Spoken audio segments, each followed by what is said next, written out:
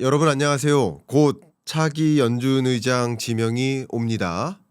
차기 연준 의장이 곧 확정될 텐데 사실은 차기 연준 의장은 이미 확정된 것이 아닌가 그런 생각을 많이 해봅니다.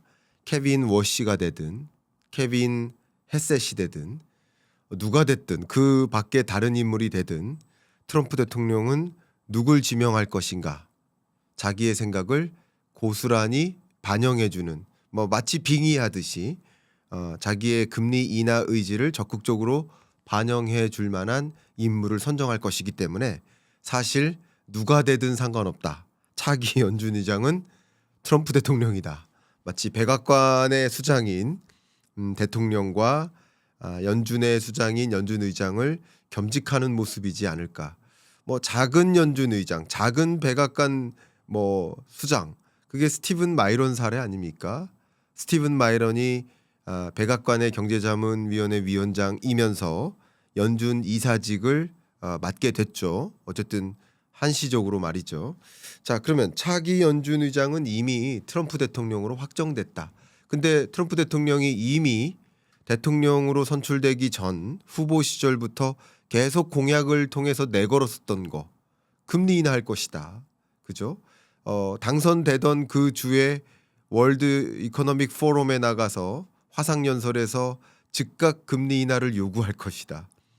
25년을 회고해 본다면 이 헬멧 쓰고 연준 의장 건물 리모델링 공간 가서 금리 인하라고 압박하는 그런 모습 이런 것들이 막 떠오르는데 이제 차기 연준 의장을 지명하는 그 시점에 12월 마지막 FOMC 회의 때 어떤 발언을 또 했습니까? 1% and maybe even lower. 1% 혹은 1%보다 더 낮은 금리를 만들겠다. 이런 것을 적극적으로 추진해 줄 차기 연준 의장이 등장하겠죠. 그뿐만 아니라 연준 위원들의 구성도 많이 바뀝니다. 그런 과정에서 일단은 파월 의장의 공석뿐만 아니라 현재 리사 쿡 이사도 상당히 파월 의장에 서로 의지하고 있는 인물이라고 지금 평가가 내려지고 주요 인베스트먼트 뱅크들 같은 경우는 리사 쿡도 사임할 수 있다라고 보고 있어요. 그 밖에 나머지 연방준비은행 총재들, 지역 연방은행 총재들도 뉴욕 페드 총재를 제외한 나머지 여석은 이렇게 순환 구조로 바뀌거든요. 그러니까 이런 것을 고려한다면 차기 연준 의장뿐만 아니라 차기 연준 이사나 금리를 결정할 권한이 있는 결정자들이 연준 FOMC 위원들이 대거 바뀌는데 바뀔 때 역시 트럼프의 의지를 표명해 줄 만한 인사들로 적극적으로 바꿔나갈 것이다라고 그림을 그릴 수 있겠습니다. 예를 들면요. 어떻게 가능하냐. 다음 소위 이게 순서상 이번에 예를 들면 아틀란타 페드의 총재가 의사결정권이 있었다면 그 다음에는 다른 연방준비은행 총재가 돌아가면서 순환하지만 연방준비은행 총재의 자격 중에 법적으로 따져보는 거죠. 주소지나 이런 것들을 이력을 살펴봤을 때 이 해당 주를 벗어난 주소지를 갖고 있다거나 이렇다면 연방준비은행 총재로서 자격이 있느냐 하는 이런 법적 문제를 좀 내걸어요. 예를 들면요. 이런 식으로 해서 자기 입맛에 맞는 또 공화당 출신들의 그런 연방준비은행 총재들을 적극적으로 기용하려는 움직임을 가져갑니다. 그러니까 차기 연준 의장은 어쩌면 이미 확정됐고 차기 연준 위원들 FOMC 위원들은 어쩌면 자기 입맛에 맞는 사람들로 구성할 것이다. 그러면 대거 금리 인하라는 것은 가용 가능한 일인 것이다. 그러면 통상적으로 이런 일이 있을 때 지금 금리의 레벨이 3.75%잖아요. 근데 얼마 전에 헤셋 차기 연준 의장으로 지명됐었던 NEC 위원장이 뭐라고 얘기했습니까? Plenty of rooms to cut rate. 금리를 인하할 만한 정말 어마어마한 룸이 있다. 여지가 있다. 이게 뭐예요? 3.75에서 지금의 중립금리 3%로 만약에 인하한다면 여지가 얼마나 있겠습니까? 여지가 얼마 없는 거예요. 그럼 중립금리를 조정하겠다는 의지거든요. 그러니까 차기 연준 의장은 미국이 생각하는 중립금리의 레벨을 떨어뜨려서 아예 금리 인하할 여지를 많게 만들 것이다. 이게 첫 번째 작업이 될 것이고 보통 중립금리 재추정에 대한 연구 뭐 이런 보고서들이 발표될 것이라고 저는 봅니다. 그런 것을 통해서 금리 인하의 여지를 만들어 나갈 것이다. 그러면 이런 일이 있을 때 어떤 상황이 야기됩니까? 국채 시장에 발작 증세가 있죠. 국채 금리가 계속 튀는 거예요. 왜냐하면 기준금리를 무리하게 인하하다 보면 여건을 봐서 인하해야 되는데 무리하게 인하하다 보면 기준금리와 연동된 단기금리 뭐 3개월물이라든가 이런 국채금리는 떨어지는데 소위 10년물 30년물 장기 국채금리는 안 떨어지고 오히려 올라가요. 이걸 자극해요. 왜요? 왜 그럴까요? 금리를 인하하면 그게 유동성 공급 효과가 있으니까 통화량 공급 효과가 있으니까 그게 결과적으로는 물가를 자극하지 않겠는가 하는 생각을 해요. 물가를 자극하겠다라는 그 생각이 반영되어서 장기 국채 금리는 오히려 뛰어 올라요. 이런 현상이 국채 발작 증세 아닙니까? 이것은 오히려 금리를 인하함에도 불구하고 시장에 부정적인 영향을 줘요. 그러니까 유동성 장세가 오지만 무리한 유동성 장세, 중간 선거 전략으로서 무리한 유동성 장세를 끌고 오다 보니 이런 일이 있을 수 있다. 근데 지금까지 설명드렸던 이런 현상을 스티프닝 현상이라고 하는데 장단기 금리가 격차가 벌어지는 이상한 일인 거죠.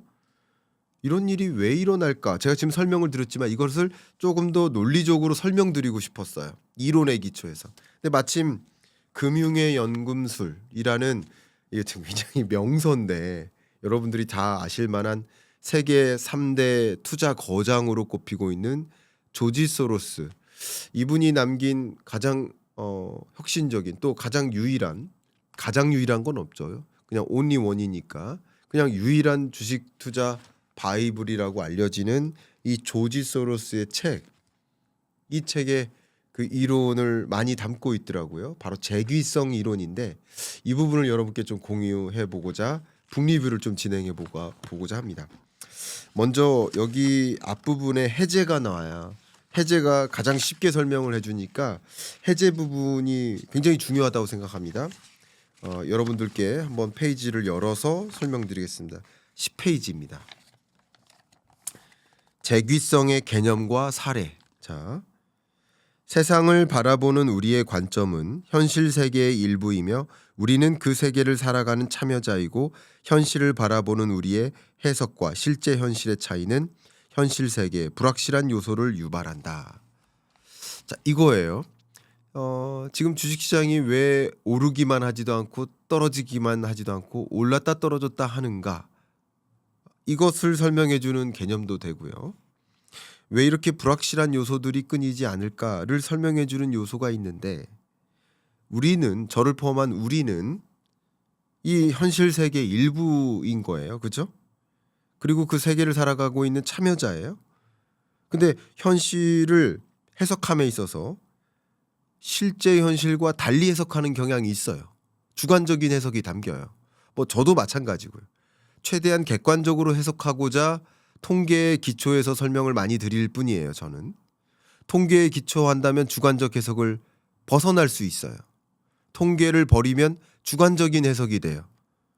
여러분 아틀란타 페드 총재는 아틀란타에서 체감할 만한 물가에 더 기민하지 않을까요? 뉴욕 페드 총재는 뉴욕에서 주로 물가 상승과 경기와 고용 상황에 더 민감하지 않을까요?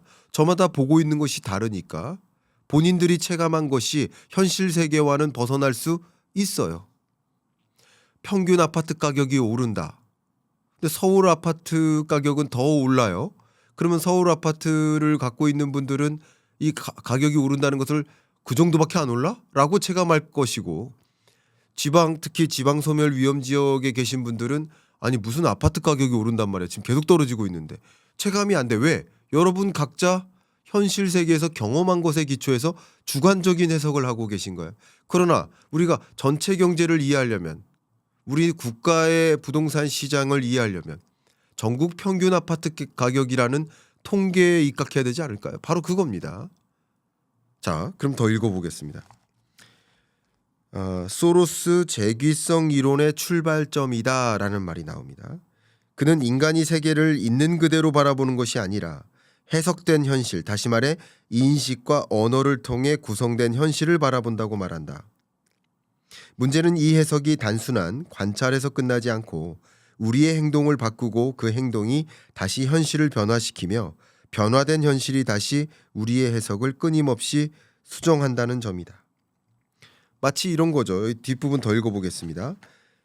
지금의 상승은 하나의 흐름이고 내일도 이어질 가능성이 있다는 암묵적 기대가 담겨 있다. 예를 들어서 지금 이게 상승했습니다라는 얘기는 지금 상승했다는 얘기고 과거죠. 근데 앞으로도 상승할 것이다라는 암묵적 기대를 반영한 표현이죠. 지금 상승했습니다라는 얘기는. 그러나 지금은 상승했지만 앞으로는 떨어질 수도 있는 거잖아요. 그럼에도 불구하고 지금 상승 중입니다라는 얘기는 암묵적 기대가 반영된 거예요. 그래서 지금까지의 과거일 뿐 오늘 올랐다고 해서 내일도 오를 일은 없는 거예요. 주식시장의 주가든 국제유가든 금리든 모든 것이 마찬가지입니다. 그러니까 환율이 지금 높은 고지에서 안 떨어지고 있어요. 그러니까 아마도 여러분들이 뭐라고 보통 판단하시는 거예요. 이 고환율이 장기화될 거야라고 보통은 판단하는 거예요. 그러니까 기업들이 수출액이 늘어도 돈을 안 가지고 들어와요. 국민연금공단도 환율이 안 떨어질 거라고 판단해요. 만약에. 그러면 해외 주식 비중을 줄일 수 있겠습니까? 개인 투자자들도 마찬가지예요. 그러니까 이 환율이 오르고 있는 높은 고지에서 안 떨어지고 있는 이런 현상이 암묵적으로 계속 오르는 흐름을 유지할 거라는 생각이에요. 그러나 환율은 반대의 방향으로 갈 수도 있는 겁니다. 그죠? 이런 것들이 재귀성 이론이다. 재귀성의 개념인데 10페이지 하반부를 읽겠습니다. 그 기대를 믿은 사람이 매수에 나서고 실제로 가격이 오르기도 한다. 기대와 행동이 서로에게 영향을 미치며 현실을 재구성하는 것. 이것이 재귀성이다. 그런 기대를 하니까 투자하는 거고 실제죠. 투자는. 기대는 생각이고 생각이 행동에 영향을 미치죠. 그러니까 그 기대를 가지면 투자 자금으로 몰려요. 앞으로 유동성이 폭발할 거야. 차기 연준 의장이 등장해. 그러면 유동성을 엄청나게 늘릴 것 같아. 중간 선거를 앞두고 트럼프가 금리를 인하한다고 하잖아. 라는 이런 종류의 기대가 주식 비중을 늘려나가는 거예요. 그러니까 결과적으로 제가 25년 경제전망서 피벗의 시대, 25년, 26년은 금리를 인하하는 시대. 근데 그 금리를 인하할 거라고 기대했던 3%까지 금리를 인하한다고 했었던 그 기대를 넘어선 수준의 금리 인하를 단행한다. 이것은 새로운 기대인 거죠. 이게 주식시장에 더 많은 참여를 이끄는 거예요. 그러니까 유동성 장세가 펼쳐지는 거죠. 통상적으로. 다만 앞에 말씀드렸던 것처럼 그 기대가 어떤 또 기대를 만들어요. 물가를 끌어올릴 거야. 무리한 금리 인하야. 왜냐하면 금리를 인하하고 유동성을 공급하는 것은 돈의 가치를 떨어뜨리고 물가를 자극할 거라는 또 다른 기대가 있거든요. 그러니까 그 기대가 역시 국채 발작을 한 번씩 만들어요. 그래서 제가 그동안 말씀드렸던 위험한 유동성인 거예요. 이게. 금리를 인하하고 유동성 장세를 만들지만 한 번씩 국채 발작이 올 수밖에 없는 이유. 거기에 미국은 금리를 인하하는데 일본은 또 금리를 인상한다. 이런 것은 또 일본에서 자금을 빼다가 미국으로 투자했던 자금이 점진적으로 회수될 수 있어요. 자, 일본의 중립금리는 1.5%예요. 미국의 중립금리는 1%라고 만약에 가정한다면 일본과 미국 간의 금리 역전이 나름 가정될 수 있는 시나리오인 거예요. 반드시 그렇게 될 거라는 것은 아니지만 그러니까 그런 것을 생각해 보면 미리부터 엔캐리 청산해야 되겠네. 엔캐리 트레이드했던 와타나베 부인 이들이 투자자들이 돈을 회수해야 되겠네. 엔캐리 청산에 대한 액션이 일어날 수 있고 그 공포감이 있을 수 있고 이것이 한 번씩 떨어뜨리는 거죠. 그러니까 제가 지금 그동안 제가 말씀드렸던 이 실물 경제적 현상 혹은 자본시장에 나타날 현상에 대해서 뭐 이렇다 저렇다 설명을 드릴 수 있지만 어쨌든 재귀성으로 설명할 수 있다. 이 책을 벗삼아서 그걸 소로스는 처음에 뭐라고 했었냐면 구두꾼 이론이라고 했었습니다. 이거 굉장히 재밌는데요. 13페이지 보세요. 13페이지 보시면 주관이 객관을 형성하고 객관이 주관에 영향을 주고 주관이 또 객관에 영향을 주는. 그러니까 이런 것들이 소위 인지를 해요. 실제 참여를 해요. 이게 계속 주관과 객관. 그러니까 주관 올라갈 거야라는 주관적 판단이 투자 의사결정을 함으로써 너도 나도 투자 의사결정하면 실제 주가가 오르죠. 그러니까 그러면 실제 주가가 오르는 현상을 보고 또 주관을 형성하죠. 오르겠네. 오르는 현상을 보고 오르겠네. 그러니까 이런 것들이 계속 영향을 주고받는다. 이게 구두권 이론이고요. 뭐 책에서는 그 이후에 소로스가 개정판을 냈었거든요. 그때는 또 지퍼 이론이라고도 했었어요. 13페이지 보십시오. 사전에는 사전과 사후가 지퍼를 이렇게 올려요. 그러면 앞부분에 지퍼를 올리면 사후적으로는 지퍼가 닫히겠네. 이런 생각. 이런 것들이 기대와 실제 행동 이것에 영향을 주고받으면서 앞에 말씀드렸던 차기 연준 의장이 확정되면 금리 인하를 단행하겠네라는 시나리오를 그리는 과정에서 국채 발작도 같이 찾아오는 유동성과 국채 발작이라는 것이 같이 반복될 수 있다. 정리한다면 14페이지입니다. 형태는 다르지만 기대, 행동, 현실 변화, 기대 강화. 이게 동일한 선순환 구조를 작동시킨다.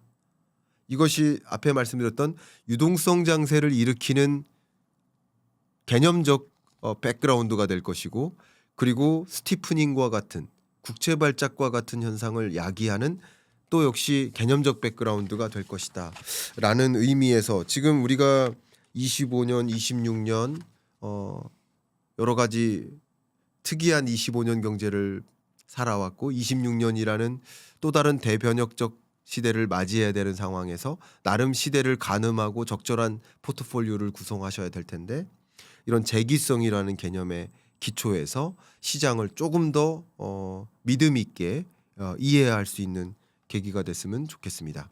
2026년 경제를 좀 조망해 볼 때 제가 뭐 그동안 많이 말씀드렸었던 표현이 위험한 유동성이 온다라는 문장이었어요. 그죠?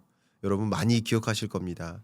그 위험한 유동성이 온다라는 것은 기본적으로 어떤 장세라는 거예요? 유동성 장세라는 거예요. 그죠? 기본적으로 유동성 파티가 온다라는 거예요. 25년과 26년은 우상향장이다라고 말씀드려 왔던 거예요. 맞죠?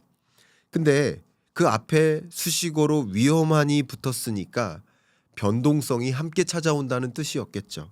그래서 위험한 유동성 이 얘기는 변동성과 유동성이 함께 찾아온다. 변동성은 심하다. 그러니까 굳이 정리를 한다면 25년, 26년에 기본적인 주식시장의 장세는 어떻게 그림을 그리냐면 큰 틀에서는 우상향이겠지만 한 번씩 조정을 거칠 것이다. 라는 시나리오인 거죠. 제가 아마 100번 넘게 반복을 해서 우리 찐 구독자분들은 충분히 아실 겁니다. 다만 이 위험한 유동성이 온다라는 소위 그 문구 제목의 문구를 썸네일에 넣어도 어떤 분들은 위험한이라는 단어에 민감하고 변동성이라는 단어에 민감하면 이게 부정적인 얘기처럼 들릴 수도 있겠죠. 근데 그게 아니라 유동성 장세 자체가 팩트니까 저의 전망이 유동성 장세로 전망했다는 얘기는 그러면 이게 우상향할 것으로 가정하고 조정이 올 때랑 우하향할 거라고 가정하고 조정이 올 때랑 우리들의 대응은 다르지 않겠습니까? 제가 2022년 전망할 때는 주식시장에서 나와 있어야 된다고 했었거든요. 왜냐하면 22년의 주식시장의 장세는 우하향할 것으로 전망했었거든요. 22년 경제전망서를 갖고 계신 분은 한번 열어봐 주십시오. 우하향할 거라고 가정한다면 변동성이 찾아올 때 예를 들어 조정이 될 때 팔아야 되지 사는 액션이 맞습니까? 근데 반대로 우상향장일 때는 변동성이 찾아올 때 매수 기회로 가져갈 필요가 있겠죠. 자, 이런 여러 가지 판단, 저의 위험한 유동성이 온다라는 이야기, 또 변동성이 좀 극단적으로 심화될 수 있다. 그리고 앞에서 제가 말씀드렸던 국채 발작이라든가 엔캐리 청산 절차 이런 것들이 하나의 변동성 요인이 될 수 있다. 그리고 또 한 가지는 물가죠. 왜냐하면 무리하게 금리 인하를 하다가 혹여나 인플레이션이 자극이 된다면 먼저 자극이 된다면 그러면 금리 인하 아닌가 봐. CPI 데이터가 발표되고 PCE 물가 데이터가 발표되고 PPI 생산자 물가가 발표될 때마다 금리 인하 그 앞에 금리 인하했었던 게 실수 아니었어? 라는 판단을 하면서 이제 금리 인상을 기대하게 바뀌어요. 그죠? 그런 일들이 있을 때 또 한번 골라가는 거겠죠. 자, 이런 일들을 여러분 25년, 26년 가늠하십사라고 의견을 드려왔는데 특히 26년을 제가 조망하면서 그런 말씀을 드렸는데 그런 것들을 이해하는 탄탄한 백그라운드가 여러분이 갖고 계셨으면 좋겠다. 그런 백그라운드가 있으셨으면 좋겠다 하는 마음에 제가 선정한 책이 금융의 연금술이에요. 금융의 연금술이라는 여러분 너무나 잘 아시는 조지 소로스의 뭐 세계 투자자의 3대 거장으로 불리죠. 조지 소로스가 남긴 유일한 투자서죠. 여기서는 주로 재귀성의 개념에서 기초해서 여러 가지 것들을 설명드리는데 제가 1편에서도 충분히 설명을 드렸지만 한 번 더 설명드려보도록 하겠습니다. 39페이지 가도록 하겠습니다. 재귀성의 개념은 매우 간단하다. 생각하는 참여자가 있는 상황에서는 40페이지 참여자의 생각과 참여한 상황 사이에 양방향 상호작용이 이루어진다. 참여자는 현실을 이해하려는 한편 원하는 결과를 도출하려 한다. 이 두 기능은 서로 반대 방향으로 작동한다. 인지 기능에서는 현실이 주어지고 참여 기능에서는 참여자의 이해가 변하지 않는 상수가 된다. 두 기능은 주어진 요소를 조건부로 만들어 서로 충돌할 수 있다. 나는 이 두 기능 사이에 발생하는 충돌을 재귀성이라고 부른다. 정리하겠습니다. 재귀성은 참여자의 이해와 참여자가 처한 상황을 연결하는 재귀적 피드백 고리와 같다. 어떤 상황을 마주하고서 그 상황을 인지하죠. 그 상황을 인지하고 그것에 맞게 행동을 하겠죠. 그 상황에 대한 기대, 인지와 행동 간에 서로 주고받는 피드백 과정이 있어요. 그런 과정에서 금리를 인하한다. 주식 투자를 해야지. 주식 투자를 이끌죠. 그런데 금리를 인하했으니 그게 물가를 또 사후적으로 자극하는 게 아니야 하는 불안 요인은 물론 있어요. 그죠? 근데 물가 데이터가 발표될 때 또 한번 그것을 인식하죠. 그러면 금리 인상하는 거 아니야? 뭐 이런 생각들이 또 반영되면서 변동성을 찾아오게 만들겠죠. 이런 것들이 어떤 상황을 인지하고 그것에 대한 맞는 기대되는 행동을 취하고 그게 계속 주고받으면서 시장의 변동성을 야기하는 것이다. 충분히 재귀성이라는 개념에 기초해서 이해가 되실 거라고 생각이 됩니다. 42페이지로 갈게요. 그러면 이 재귀성과 경제 현상 혹은 경제성 이론, 경제 이론관에는 또 어떤 관계가 있는지 다시 한번 정리를 해보도록 하겠습니다. 미래의 결과가 현재의 기대에 완전히 반영된다는 주장은 터무니없게 들리지만 실제로 금융경제학에서 일반적인 패러다임의 근간을 이룰 만큼 강력한 영향력을 행사하고 있다. 경제 이론에 따르면 시장 가격은 기본 펀더멘털을 그대로 반영한다고 여겨진다. 효율적 시장 여러분 많이 들어보셨죠? 효율적 시장 가설, 랜덤워크 이론 뭐 이런 거 많이 들어보셨죠? 주식 관련 책을 읽어보신 분들 아마 기억하실 겁니다. 효율적 시장 가설은 시장 가격이 현존하는 모든 정보를 완전히 반영한다고 주장한다.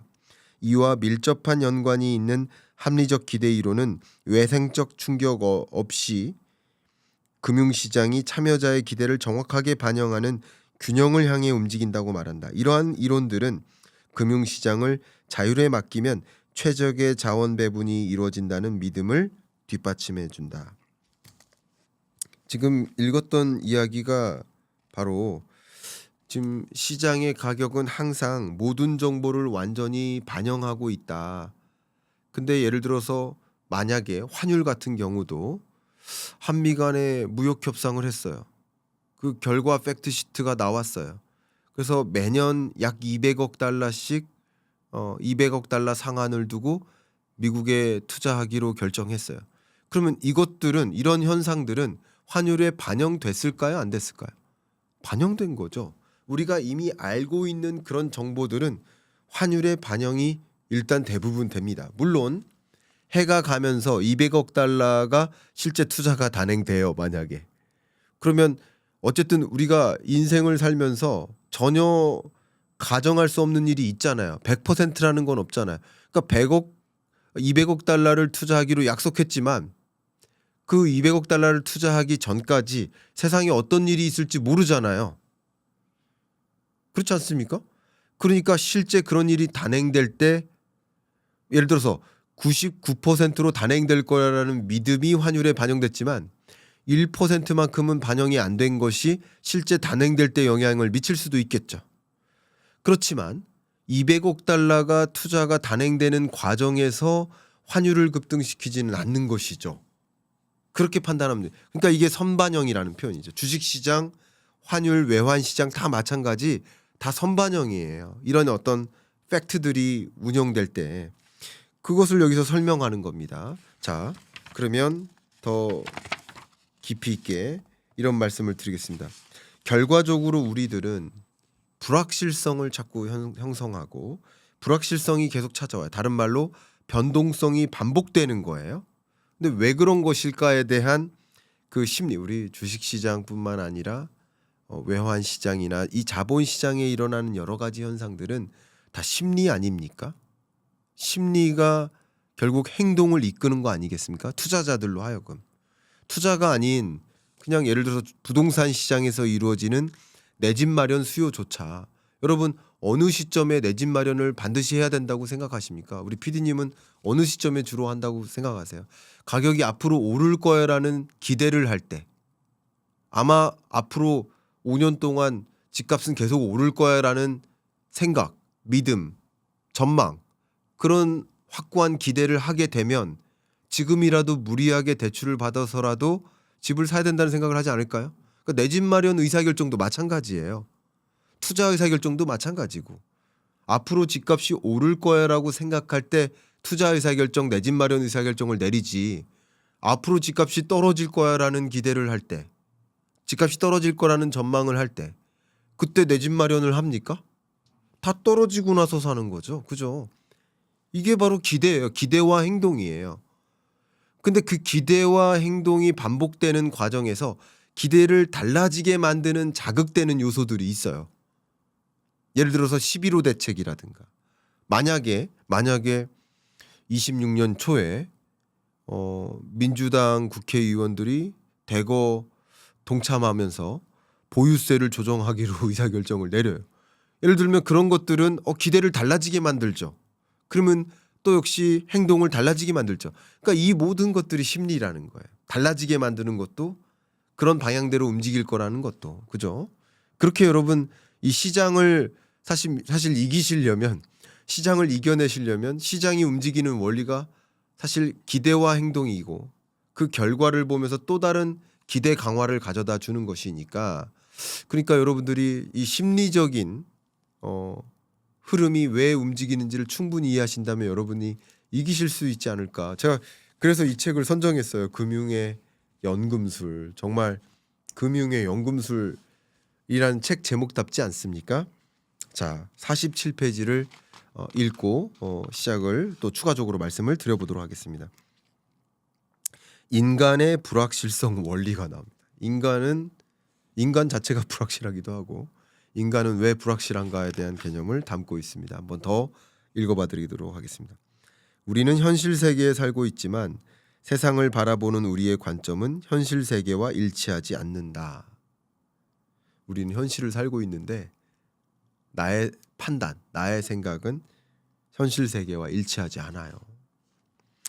합리적 기대 이론 자체는 우리의 해석이 현실 세계와 얼마나 동떨어질 수 있는지 보여주는 대표적인 예다. 하지만 세상을 바라보는 우리의 관점은 현실 세계의 일부이며 우리는 그 세계를 살아가는 참여자이고 현실에 대한 우리의 해석과 실제의 차이는 현실의 불확실한 요소를 유발한다. 기본적으로 이 불확실하게 시장이 형성되는 이유는 우리가 현실을 살고 있지만 그 현실의 모든 것을 저의 독서 감상문스럽게 말씀드리면 이 얘기는 그 현실을 있는 그대로 다 보지 못하는 거예요. 코끼리 한 마리가 있어요. 근데 코끼리의 뒷다리를 내가 잡고 있어요. 코끼리가 어떻게 생겼나요? 나한테는 코끼리가 기둥처럼 생긴 거예요. 코끼리와 마주하고 있어요. 그럼 코끼리는 어떻게 생겼나요? 코끼리의 정면처럼 생겼어요. 분명 못 보고 있는 데가 있죠. 코끼리의 뒷모습은 어떨까? 꼬리는 어떨까? 아세요? 앞모습만 보면서? 길이는 어떨까? 코끼리의 꼬리가 이렇게 형성되어 있을까? 아니면 직선으로 형성되어 있을까? 모르잖아요. 그러니까 우리가 지금 현실 세계를 살고 있지만 그 현실 세계를 온전히 다 들여다보고 있는 겁니까? 아니죠. 일부만 보고 있는 거예요. 제가 정말 기억에 남는 한 문구가 2024년 잭슨홀 미팅 때 파월 연준 의장의 당시 연설에서 어떤 표현이 있었냐면 그 totality라는 것을 강조했었어요. totality rather than a part. 그러니까 우리가 일부만 보는 것이 아니라 총체적인 관점으로 봐야 된다. 제가 이 문장이 너무나 인상적이어서 개인적으로 너무나 인상적이어서 25년 경제전망서의 서론에 담았습니다. 여러분 전망서 갖고 계신 분 한번 열어보세요. 25년 경제전망서 프롤로그에 담았습니다. 그러니까 우리가 일부를 살고 있지만 우리는 일부를 살고 있는 거예요.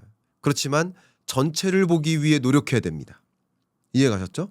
그래야 불확실성을 이기고 시장을 이기는 거예요. 그래서 우리 삶은 그러니까 심리를 이해한다는 얘기는 각각의 심리는 다 불확실해요.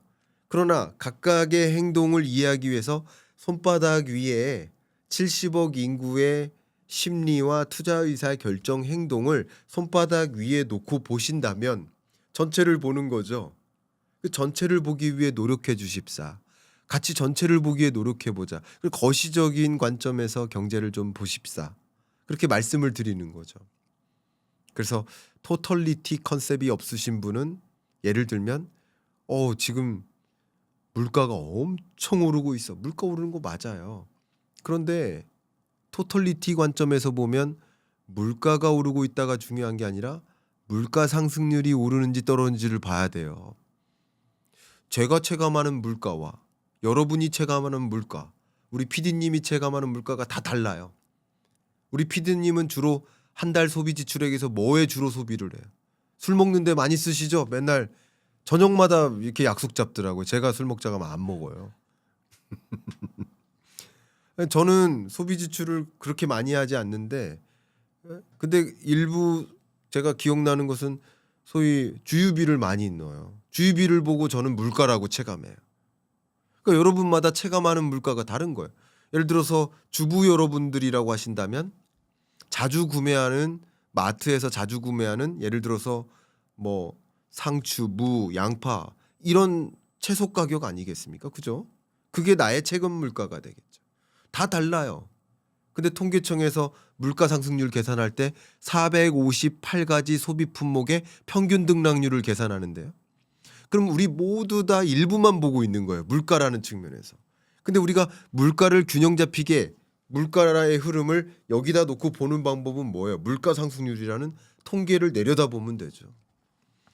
그리고 한국은행은 그 물가 안정의 개념을 물가 상승률이 2%에 근접했는지 여부를 보는 거니까 여러분은 여러분의 체감 물가가 마치 점심 순대국밥 가격이니까 이게 5년 전에는 5,000원이었는데 지금은 12,000원이네. 물가가 몇 배 오른 거야. 이런 식으로 생각하신다. 근데 그게 아니라 한국은행의 금리 결정 과정에서는 물가 상승률을 보면서 전년 동월 대비 458가지의 소비 품목이 가중 평균하여 어느 수준으로 올라와 있나를 보니까 결국 금리에 대한 판단이 다를 수 있는 거예요. 경제를 제대로 보시려면 사실은 총체적으로 보셔야 된다. 그런 관점에서 이 책에서 말씀 주고 있는 조지 소로스 고 소로스님이 저보다 한참 연장자니까 제가 말씀이라는 표현이 나왔네요. 재기성 이론의 기초에서 이런 심리적인 기제를 충분히 이해할 수 있는 시간이 되셨으면 좋겠습니다. 기본적으로 2026년은 유동성 장세이겠지만 유독 변동성은 심한 장세일 것이다. 그러니까 오르락 내리락 하는 것은 좀 강화된 형태로 변동성이 높은 상태로 우상향을 할 것이다라고 저는 26년 주식시장에 대한 판단, 의견을 여러 번 드려왔습니다. 근데 많은 분들이 궁금해하십니다. 주가는 정말 왜 올랐다 떨어졌다 하는가? 올랐다 떨어졌다 하는 이유는 무엇일까? 주가가 조정되는 이유는 무엇일까? 주가가 조정된 다음 다시 급등하는 이유는 무엇일까? 급등과 급락을 반복하는 이유는 무엇일까? 뭐 이런 기제, 심리적 기제를 충분히 이해한다면 조지 소로스가 강조하는 것처럼 주가를 사실상 전망할 수도 있다.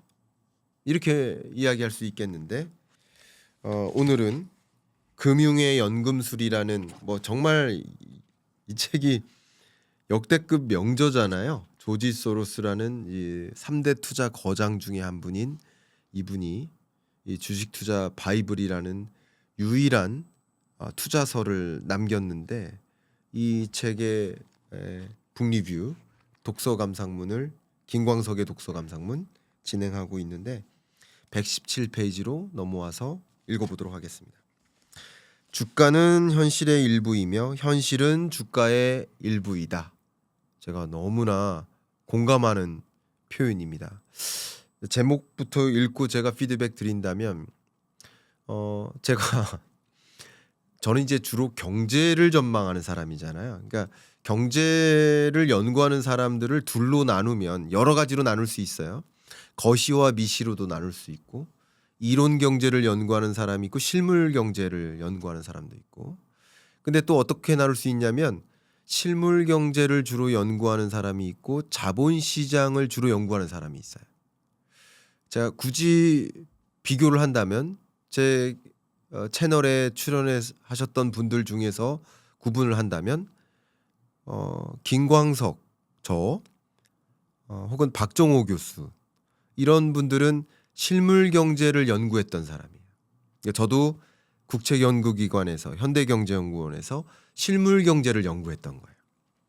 실물 경제를 연구한다는 얘기는 소위 지금 고용 상황이 어떻나, 물가 상황이 어떻나, 가계부채 상황이 어떻나 이런 시장을 연구하기보다는 실물 경제적 수출입이 어떻나, 정부 정책이 이뤄야 되나, 그러니까 연구를 하고 정부는 이런 정책을 해야 됩니다라는 제안을 하는 거죠. 연구를 하고 기업은 이런 경영을 세워야 됩니다. 이렇게 얘기하는 거죠. 이게 실물 경제를 연구하는 부류예요. 근데 예를 들면 김영익 교수님이라든가 홍춘욱 박사님이라든가 이런 경제 연구자들은 베이스가 이걸 다 넘나듭니다. 지금은 넘나들지만 베이스가 자본시장에 대한 연구를 많이 하셨던 분들인 거죠. 굳이 비교적으로 제가 설명드린다면 그러니까 자본시장에 대한 연구를 한다는 얘기는 여러분께 제안을 할 때 어떤 제안을 하는 거예요? 투자적인 관점에서 제안을 하는 거예요. 이해가셨죠? 근데 경제를 전망한다는 게 뭐예요? 원래 기본적으로 경제 전망의 개념이 뭐예요? GDP의 증가율을 추산하는 겁니다. 저도 수년간 뭐 경제 전망 실장도 하면서 경제 전망 보고서를 PM 자격으로도 많이 써왔지만 이 경제 전망 보고서를 쓴다는 것은 전년도 GDP 대비 내년 GDP가 얼마나 증가할까를 전망하는 거예요. 다른 말로 경제 전망의 개념은 경제 성장률 전망치를 제시하는 겁니다. 그러니까 당연히 저는 주로 실물 경제에 대한 커멘트를 많이 드리겠죠. 그동안 뭐라고 커멘트 드렸습니까? 경제 위기 성격 아니다. 외환 위기 아니다. 저성장 고착화다. 저성장 될 것이다.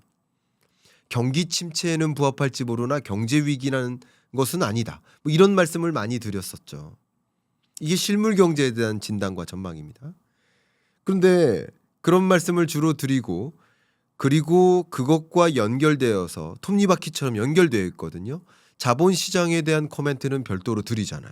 주식시장은 어떨 것이고 부동산 시장은 어떨 것이고 코인 시장은 어떨 것이고 그죠? 그런 이야기를 드리죠. 근데 경제를 얘기하는 것에 여러분 경기가 어려울 겁니다. 뭐 가난해질 겁니다. 저성장 고착화될 겁니다. 라는 말씀을 듣고 받아들이시는 분이 어떻게 받아들이는 거예요? 자본시장 관점에서 받아들이는 거예요. 근데 제가 그동안 말씀드렸듯이 실물 경제가 어려울 때 오히려 자본시장이 뜨거울 수 있다. 2020년 팬데믹 때도 그랬죠. 실물 경제가 무너지니까 유동성을 퍼붓죠. 금리를 인하하고 유동성 양적 완화를 단행하고 그죠? 추경을 편성하고 확장 재정을 편성하고 20년 21년 동안 그게 유동성이에요. 그러니까 실물 경제가 어려울 때 오히려 자본시장 자산시장은 우상향하죠. 이런 실물 경제적 움직임이 우리나라만 그랬어요? 세계 200여 개의 나라가 다 그랬어요. 다 그랬어요. 그러니까 역시 자본시장 자산시장 어땠어요? 세계가 다 그랬어요. 근데 경제가 어려울 때 주식시장 부동산 시장이 우상향했죠. 반대로 2025년 26년도 금리를 인하하고 경기 부양적으로 통화 정책을 가동하는 이른바 피벗의 시대라고 말씀드렸고 그런 시대에는 그런 시대에 걸맞게 유동성 장세가 오는 거죠.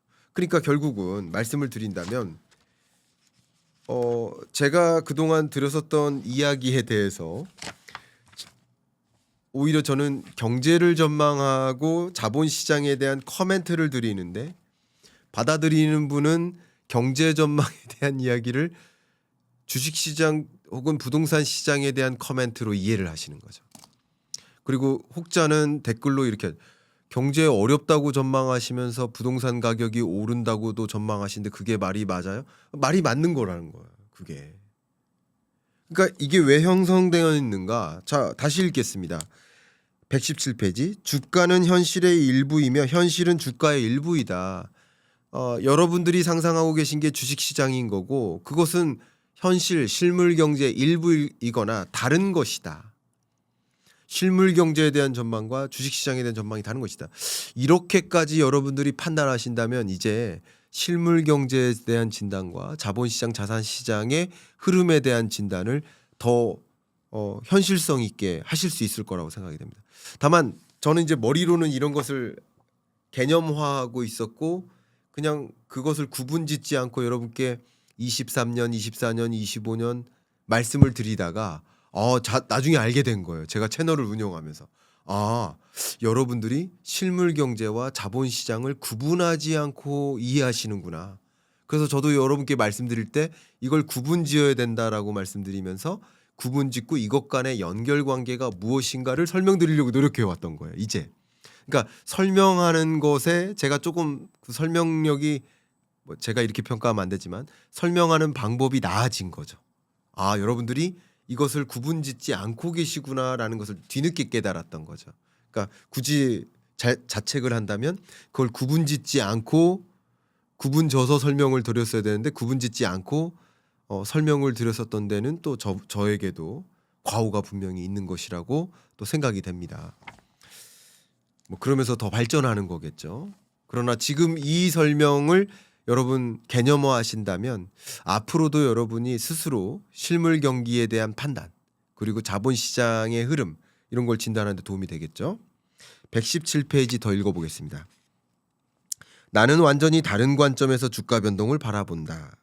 주가가 기본 가치를 수동적으로 반영한다는 명제를 채택하지 않고 주가 반영이 기본 가치와 일치하는 경향이 있다는 명제 역시 인정하지 않는 거예요. 그러면 항상 주가는 왜곡되어 있다. 항상. 왜 그런지 구체적으로 보도록 하겠습니다. 저는 이 책 국민의 연금술이라는 이 책에서 강조하고 있는 저는 핵심이 124페이지라고 생각합니다. 124페이지의 그래프를 옆에 이렇게 띄워놓고 지금부터 이 그래프를 가지고 설명을 드리겠습니다. 124페이지에 있는 그래프를 띄워놓고 123페이지에 있는 이 그래프에 대한 설명을 읽어나가면서 말씀드리겠습니다. 그래서 PD님은 이 그래프만 띄워놔 주십시오. 자, 123페이지 읽어가면서 말씀드리겠습니다. 일단 이 그래프에서 A에서 B 구간을 설명할게요. 기본 추세에 대한 인식이 뒤처지지만 주당 순이익에 드러날 정도로 추세가 강력하다. 자, A에서 B 구간 동안에는 주당 순이익에 대한 기울기가 어때요? 평탄해요. 근데 앞으로도 주당 수익이 올라갈 것이라는 기대를 반영하니까 주가의 상승률, 기울기가 어때요? 가파르죠. A에서 B 구간은 주당 순이익이 유지되네. 그러면 그 균형점을 찾아서도 올라가기도 하지만 앞으로도 주당 순이익이 계속 증가할 것 같아라는 것을 기대 삼아서 기대가 발동해서 주가가 빠르게 상승하는 거예요. 너도 나도 그렇게 기대를 하면 주식 투자 비중을 늘리겠죠. 그게 원리입니다. 자, 그다음 BC 구간입니다. 기본 추세가 마침내 인식되면 기대가 상승하면서 추세가 강화된다. BC 구간은 주당 순이익이 계속 증가할 것이라고 보고 있고 앞으로도 증가할 거라고 기대해요. 기대하니까 이 A에서 B 구간의 이 추세, 올라가는 추세가 더 강화되는 거예요. 더 가팔라지는 거예요. 추세가 강화되는 구간입니다. 자, BC 구간. 그다음 CD 구간을 읽겠습니다. 의심이 들기 시작하지만 추세는 유지되고 이 추세는 약화되다가 다시 강화되기도 한다. 이러한 실험은 여러 번 반복될 수 있지만 여기서는 한 번만 보여줄 것이다. 여러 번 반복될 수도 있지만 한 번 의심이 들고 추세가 유지되지만 그 추세가 다시 약화되다가 강화되기도 한다. 의심 때문에. 자, CD 구간 보겠습니다. 이 CD 구간에 그 D에 가까운 지점을 보면 주가가 하락되죠. 주가가 하락했다가 다시 반등하죠. 왜 그러냐면 그 주당 순이익을 쭉 이어보면 이 지점에서 주당 순이익이 다시 떨어지는 구간이 있죠. 이렇게 기대를 하니까 주가가 떨어지는 거예요. 먼저 주가가 떨어졌다가 그러다가 다시 올라가는 거예요. 왜냐하면 그 주당 순이익의 조정은 잠깐일 거야라는 기대가 반영될 수도 있고 혹은 그걸 기대하지 않아도 주당 순이익이 특별한 기울기의 변화 없이 기울기가 이렇게 둔화되잖아요. 주당 순이익이. 제가 얼마 전에 이주환 박사님과 반도체 시장을 놓고 토론을 하면서 엔비디아의 실적 증가율이 빠르게 떨어질 수 있다. 여러 가지 이유로.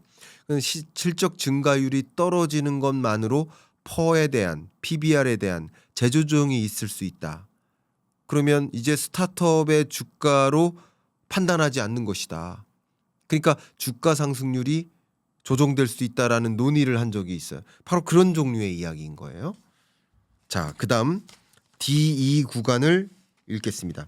결국 주가 추세는 어떤 신념으로 발전하면서 더 이상 수익 추세에 가로막혀 흔들리지 않게 되고, 그러니까 D2 구간은 주가가 흔들림 없이 계속 올라가는 거예요. 기본적으로. 왜냐하면 주당 순이익은 계속 올라가. 그러니까 둔화되긴 하지만 어쨌든 주당 순이익은 나아질 거라는 기대감. 그래서 한 번 흔들렸다가는 계속 올라가는 거예요.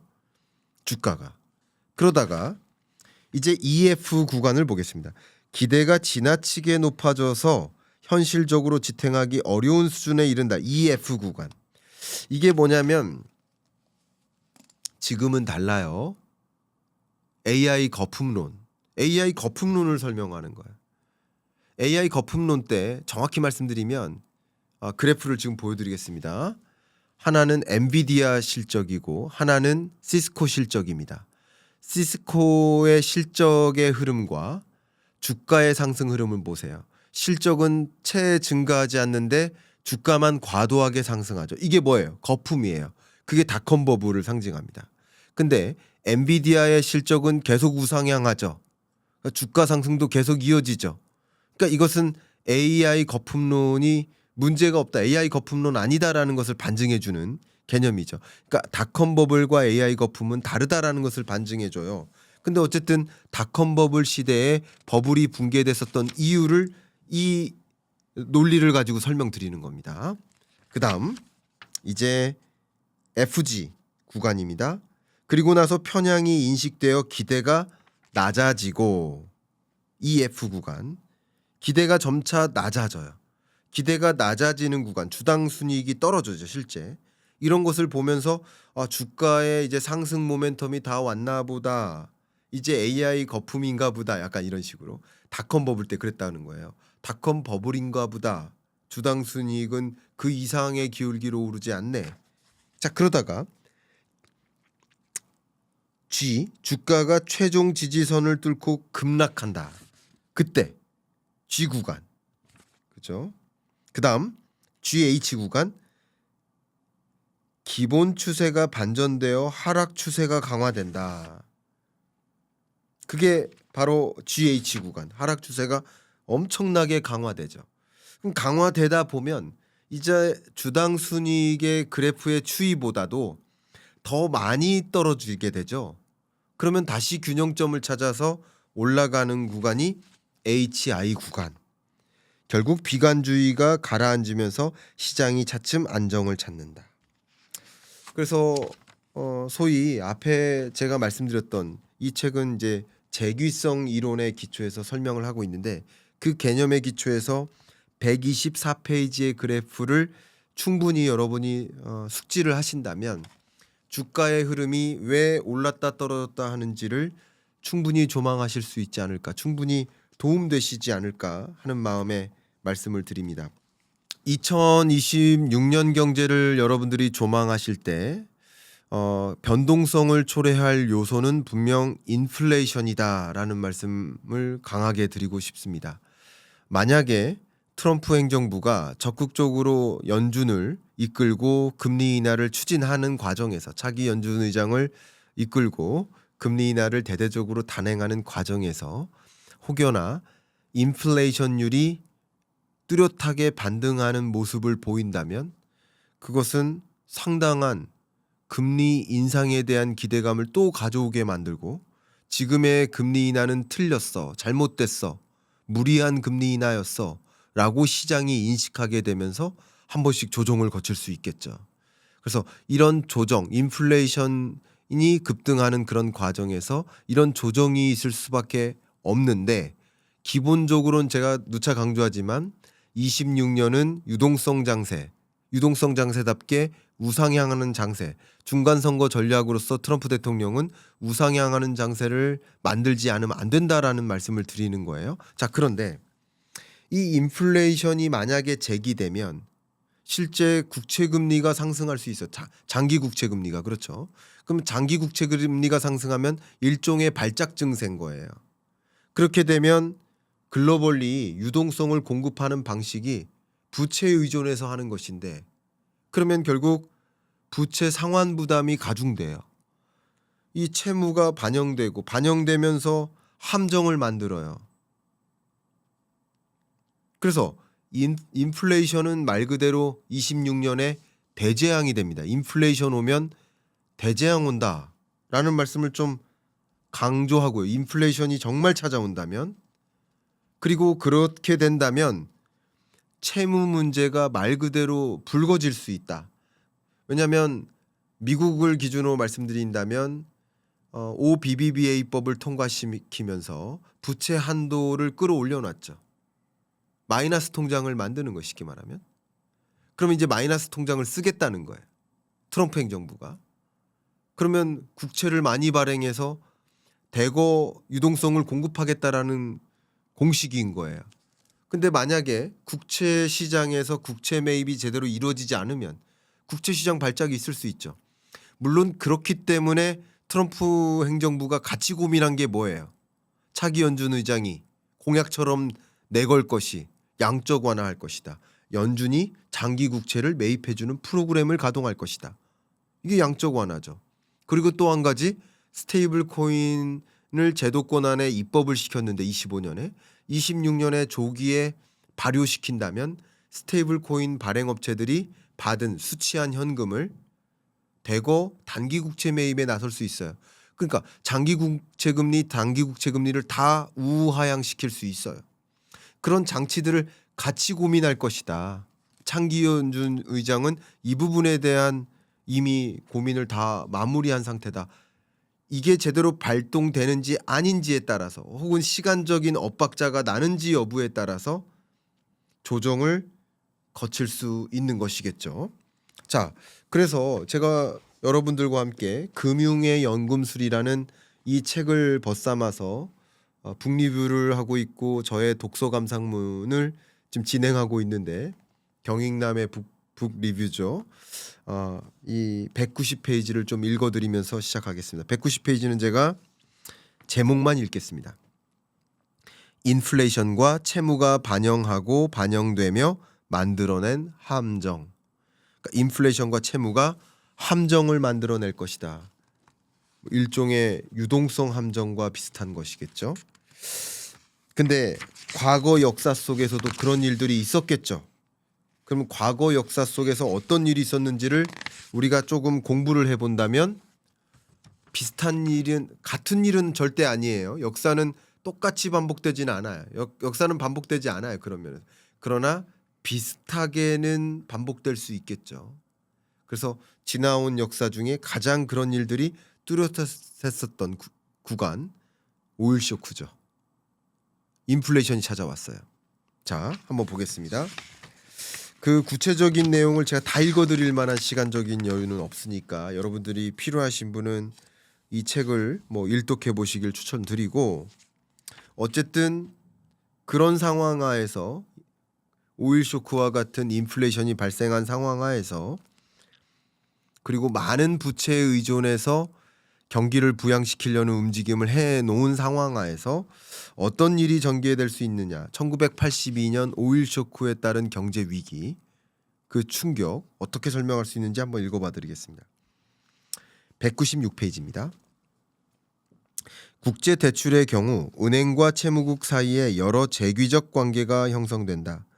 은행은 부채 비율을 사용해 한 국가의 차입 능력을 측정한다. 이러한 비율은 일반적으로 객관적인 척도로 고려되지만 실제로는 재기적인 측면이 있다. 이게 무슨 말이냐? 은행들이 대외적으로 채무를 제공해 줄 때, 이제 한국이 다른 나라에서 돈을 빌릴 때, 그러면 채무가 되죠. 대외 채무.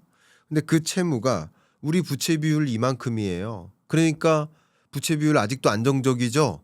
그러니까 우리 더 대외 채무 감당할 수 있어요. 돈 좀 빌려주세요. 그러면 은행이 평가를 하죠. 이 한국의 국채 비율이라든가 국가 채무 비율이라든가 이런 것들을 진단해서 상환 능력 있네라고 평가하고 대출을 해주겠죠. 근데 이 국채 비율 자체는 과거죠, 과거. 혹은 현재. 미래는 아니에요. 근데 과거와 현재의 경향을 보면 우리 재귀라는 개념이 은행의 기대가 뭐예요? 국채 비율 안정적이네. 채무 상환 능력 있네. 그러면 우리가 대출해줘도 채무를 변제할 능력이 있네. 라고 재귀적으로 판단하는 거야. 과거의 것을 가지고 기대를 형성하는 거야. 그리고 행동을 하는 거죠. 대출을 제공해주는. 그러다 보면 어떤 순간에는 무리한 대출을 제공해 줄 때가 있겠죠. 자, 그겁니다. 196페이지로 가겠습니다. 좀 중간 건너뜁니다. 제2차 석유 파동이 발생하기 전까지는 부채 비율이 대체로 만족스러운 수준을 유지했고 은행들은 대출 업무에 열을 올렸. 당연하죠. 은행은 비즈니스가 뭐예요? 대출해줘서 이자 수익 보는 거잖아요. 기회만 있다면, 갚을 능력만 있다고 평가한다면 그러면 당연히 대출을 많이 해줘서 이자 수익을 많이 거둬야 되지 않겠습니까? 이것은 사실 대외 채무가 아니어도 마찬가지예요. 우리 개인 대출도. 우리 PD님 혹시 대출 받아본 적 있으세요? 네. 그럼 대출 받을 때 은행에 가면 뭐를 달라고 해요? 지난 2년 동안의 소득을 증빙하라 이거잖아요. 원천 징수 영수증. 그죠? 지난 2년 동안, 지난 3년 동안의 소득을 보는 거예요. 근데 지난 3년 동안의 소득이지 올해의 소득이에요? 내년의 소득이 아니에요. 그러니까 우리 PD님의 상환 능력을 평가하는데 지난 3년 동안의 소위 원리금 상환 능력을 기초로 대출을 해주는 거예요. 그죠?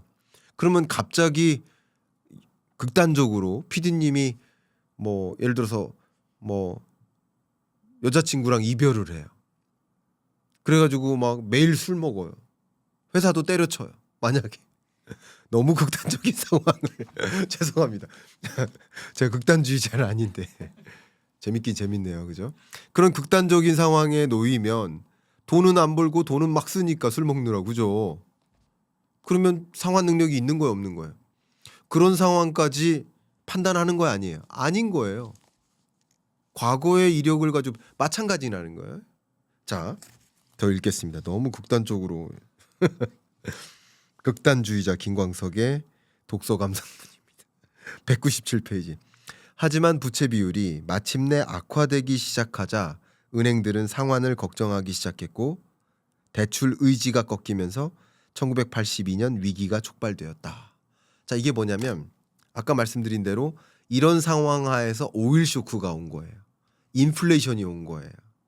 그리고 우리가 22년에 경험한 인플레이션이 41년 만에 최고치예요. 그 41년이 뭐예요? 1982년 오일 쇼크 이후로 최고치에 달하는 인플레이션이 발생한 거예요. 그 PD님 같은 경우는 1982년을 안 살았죠. 그러니까 PD님 인생 동안 처음 경험한 인플레이션인 거예요. 초인플레이션이죠. 뭐 저도 82년에 안 살은 것처럼 말씀드리겠습니다. 82년을 전혀 기억할 수 없습니다. 저는 살지도 않았다고 거짓말하면 안 되겠죠. 그러니까 제 인생에는 두 번째 경험하는 인플레이션이겠죠. 그죠?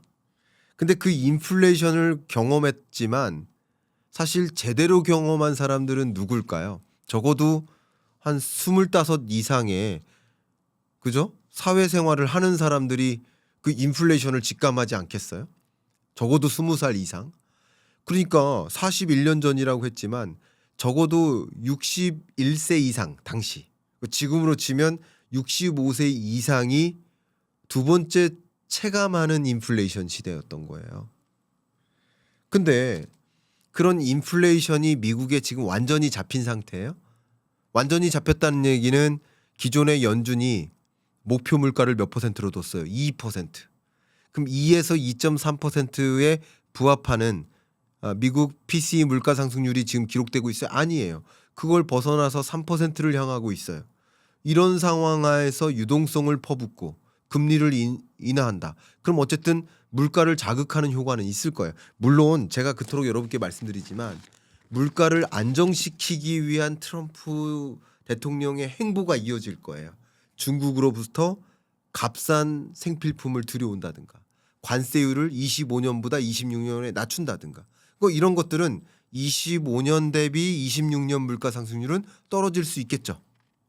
떨어질 수 있는 겁니다. 전년 동월 대비 물가 상승률을 봐야 됩니다. 그러니까 전년 동월보다 25년보다는 상승률이 잡힐 수 있습니다. 자, 그것은 결과적으로 인플레이션을 잡기 위한 트럼프 대통령의 행보는 이어지지만 그거는 이제 앞으로 어떻게 될지 몰라요. 그러니까 무리한 유동성이 물가를 자극할 것 같아요. 그러니까 금리를 인하할 때마다 단기 국채 금리는 떨어지지만 장기 국채 금리는 올라가는 장단기 금리의 격차가 벌어지는 스티프닝 현상이 일어날 수 있다는 것이고 그뿐만 아니라 이 와중에 CPI나 PCE나 PPI 생산자 물가 데이터가 발표될 때마다 한 달에 3번입니다. 그죠? 한 달에 3번의 물가 데이터가 발표될 때마다 혹여나 물가 안정 아닌가 봐. 인플레이션이 걱정돼. 하는 데이터가 발표될 때마다 어떤 생각을 할 수가 있어요. 와, 금리 인하는 틀렸어. 너무 성급했어. 금리 인상해야 되는 거 아니야? 하는 생각이 기본적으로 발작 증세를 만들 수 있다는 거죠. 혹은 진짜 인플레이션이 나온다면 예를 들어서 물가 상승률 기준으로 3.5%를 넘는 인플레이션이 나온다면 그때는 이때랑 반복되는 일이 있을 수 있죠. 예를 들어서 시장 금리가 올라가요. 그러면 대출 상환 능력이 떨어져요. 대출 의지도 약화돼요. 그때부터요. 어떻게 된 일이 부채를 상환하지 못할 때 위기가 오는 겁니다. IMF 외환 위기는 대외 채무를 변제하지 못할 때 위기가 온 것이고요. 그죠? 역시 국내적으로 채무를 변제하지 못할 때 위기가 오는 거예요. 그러니까 지금 무리하게 많은 부채에 의존해서 유동성을 공급하고 있는데 인플레이션이 찾아온다면 경제 위기급으로 올 수도 있겠죠. 적어도 중간 선거 전까지는 그런 일을 막으려고 트럼프 대통령은 노력하겠죠. 그런 일들을 여러분 26년을 조망하는데 참조가 되셨으면 좋겠다. 그래서 이 투자 바이블 서지만 우리가 2026년을 조망할 때 뭐 그럴 일이야 없겠다라고 생각할 수 있겠지만 혹여나 인플레이션이라는 변수, 그러니까 가장 중요한 변수는 뭐예요? 인플레이션이에요. 인플레이션이 오면 대재앙이 오는 거죠. 소위. 그러니까 인플레이션을 막기 위해 움직일 것이고요. 그렇기 때문에 채무 문제의 역사가 반복될 수 있는 거죠. 그럴 경우로 한다면. 그렇게 의견을 드리겠습니다. 여러분, 제가 이 금융의 연금술이라는 책을 일독하고 여러분들께 북리뷰해드리고 저의 독서 감상문으로 이렇게 말씀을 드리고 있지만 정말 거장답다. 정말 개인적으로는 조지 소로스라는 알려진 이 거장답게 경고의 메시지를 확실히 하고 있는 것이 아닐까. 인플레이션, 대재앙 올 수 있다. 그리고 그 역사는 반복된다. 그러니까 조지 소로스의 경고를 허투루 삼으면 안 되겠다. 그러니까 여러분들의 투자 의사 결정을 단행할 때 있어서 가장 여러분들이 면밀히 주시해야 될 그 지표는 인플레이션, 그죠? 물가 데이터. 함께 즉시 분석 26년 해보시고요. 그리고 폐렴이 걸렸는데 기침이 나와요. 그 폐렴 여부는 인플레이션, 물가 데이터인 거고, 기침이 나오는 현상은 국채금리인 거죠. 그러면 국채금리가 오르거나 혹은 물가 데이터가 반등하거나 이런 현상이 있으면 한 번씩 변동성, 조정 국면이 올 수밖에 없다. 아무리 유동성 장세라도 이렇게 가늠하시면 어떨까. 저도 참 이 금융의 연금술 책 읽으면서 도움이 많이 됐고 많이 배웠는데 여러분들께도 오늘의 북리뷰 저의 독서 감상문을 통해서 근본적으로 어떻게 투자자들의 심리가 발동되고 어떻게 시장의 변동성이나 움직임이 전개될지를 판단하시는데 도움이 되셨기를 바라고, 불확실성이 심화될수록 왜 다시 소로스를 읽어야 하는가 하는 그 질문에 대해서 여러분 답변을 스스로 찾으셨길 바라고 1편부터 4편까지 꼭 이어서 읽어봐 주실 수 있는 계기가 됐길 바랍니다. 감사합니다.